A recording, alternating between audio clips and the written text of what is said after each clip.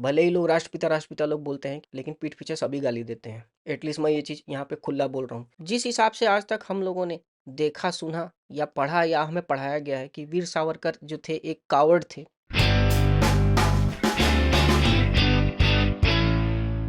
वीर सावरकर का ट्रेलर आया कल। ट्रेलर मैंने देखा, ट्रेलर काफी अच्छा लगा मेरे को। एक्टर रणदीप हुडा सर इस मूवी के बाद या तो कैरियर की वो ऊंचाई मिलेगी जो उन्होंने कभी सोची नहीं होगी, या तो फिर उन्हें भी एक तरीके से बॉयकॉट कर दिया जाएगा, क्योंकि यहाँ पे बहुत लोगों को बहुत सारी चीज़ें बुरी लगने वाली हैं। ट्रेलर जब शुरुआत होती है तभी बताई जाती है, रणदीप हुडा सर के वॉइस ओवर में ये चीज़ हमें नरेट किया जाता है कि आपने सुना है कि आज़ादी हमें अहिंसा से मिली है, तो ये वो कहानी नहीं है। इसका मतलब ये है कि इस फिल्म के जो सेंटर में होंगे वो रणदीप हुडा सर यानी कि वीर सावरकर जी ही होंगे। अब देखना यह है कि इस चीज़ को उन्होंने कैसे दिखाने की कोशिश करी। क्या वन साइडेड दिखाएंगे, हर एक पक्ष को दिखाएंगे, क्योंकि ट्रेलर में हमें बाल गंगाधर तिलक, डॉक्टर भीमराव अंबेडकर, मोहम्मद अली जिन्ना, शहीद भगत सिंह और भी 2-3 कैरेक्टर्स को इन्होंने टीज करा है। तो इसका मतलब इन सारे कैरेक्टर्स का भी एक अच्छा खासा लिंकअप स्टोरी के साथ होगा, क्योंकि ये सब एक ही समय के, एक ही दौर के क्रांतिकारी या नेता रहे हैं। हाँ, वो बात अलग है कि कुछ लोगों को भगवान बना दिया गया है और कुछ लोगों को एकदम से मतलब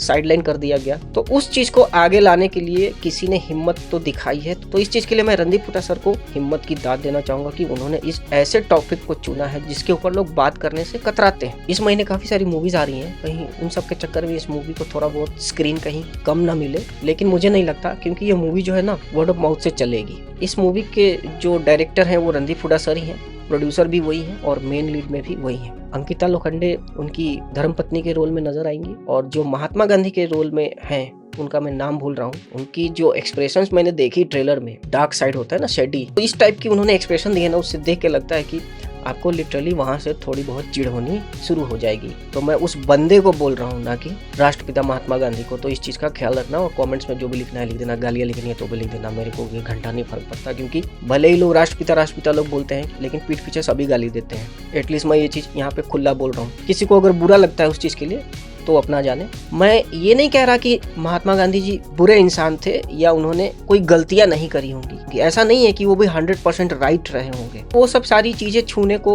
इन्होंने कोशिश करी है। जो वीर सावरकर जी के साथ बहुत गलत हुआ एक तरीके से, जो अंग्रेज थे वो हमारे देश में आकर के उन्होंने कब्जा किया था, अगर उस चीज को कोई अपोज किया था उस समय, तो उसकी भी चीजों को सामने लाना जरूरी है, जो कि और इस फिल्म का हमें काफी समय से इंतजार था। लगभग 1-1.5 साल से हम इस चीज का वेट कर रहे थे कि अब आएगी अब आएगी। फिल्म जो है 22 मार्च को आएगी, यानी कि अगले दिन शहीद भगत सिंह जी की पुण्यतिथि होती है, यानी कि 23 मार्च 1931 को भगत सिंह, राजगुरु और सुखदेव, इन तीनों को लाहौर के जेल में फांसी की सजा दी गई थी। 23 साल की उम्र में अपने आप को देश के लिए कुर्बान कर दे, वो सोचो कितना बड़ा देशभक्त रहा होगा। लोग कह देते हैं कि भगत सिंह, वीर सावरकर, ये लोग जो थे आतंकवादी थे। भाई आतंकवादी वो नहीं थे, उन्होंने कभी किसी महिलाओं पे, बच्चों पे अत्याचार नहीं किया था। जिस हिसाब से आज तक हम लोगों ने देखा, सुना या पढ़ा या हमें पढ़ाया गया है कि वीर सावरकर जो थे एक कावर्ड थे, मतलब कि वो एक कायर थे, उन्होंने माफीनामा लिखा था, ये सब चीजें हमारे को आज तक बताई गई हैं। अगर किसी उम्र के एक पड़ाव पर आकर के आदमी थक जाए लड़ते लड़ते,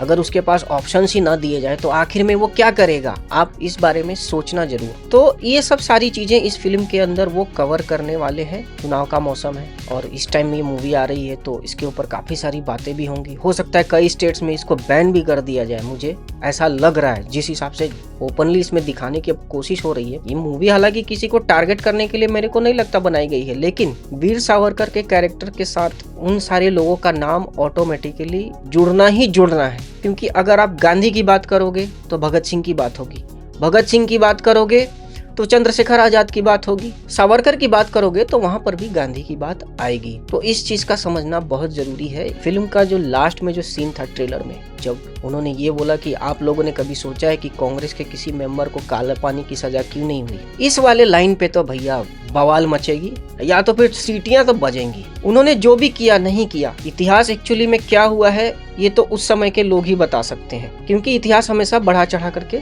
लिखा जाता है या कम करके लिखा जाता है। क्रेडिट खाने का, दूसरे का किया हुआ अपने नाम करने का, ये होड़ शुरू से चलता आ रहा है। आज भी चलता है, आपके घर में चलता है, आपके ऑफिस में चलता है, हर जगह चलता है। लोग जो होते हैं ये सब चीजें करते हैं। बाकी ट्रेलर मेरे को अच्छा लगा, आप लोगों को कैसा लगा जाइए ट्रेलर देखिए और ट्रेलर देख करके बताइए कि इस मूवी से क्या एक्सपेक्टेशंस हैं। तो फिर आज के लिए इतना ही, मिलते हैं अगले वीडियो में नए टॉपिक के साथ। तब तक देखते रहें इनबॉक्स और सब्सक्राइब करें हमारे चैनल को और लाइक करें इस वीडियो को। जय हिंद, वंदे मातरम।